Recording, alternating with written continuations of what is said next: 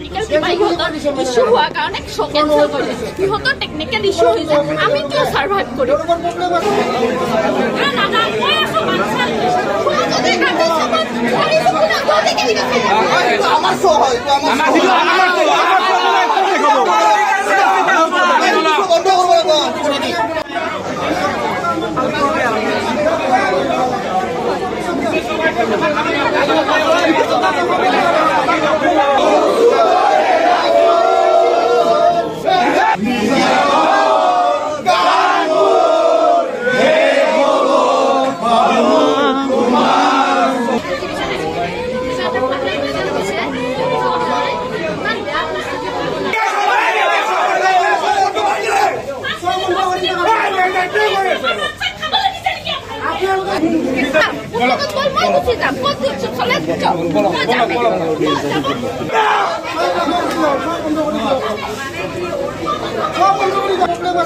প্ৰথমটো ইমান আবেগ লৈ আহিছে কি জনাব এতিয়া আপুনি আবেগ কাৰ ভিতৰত আপুনি কওকচোন আপুনি যে নিউজৰ পৰা আহিছে আপুনি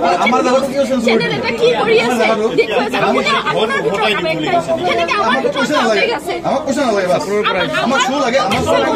শ্ব' কেঞ্চেল হ'লে চবৰে নালাগে বাছ এইটোৱে কথা আপোনালোকৰ কি ধন উভতাই দিম বুলি কৈছে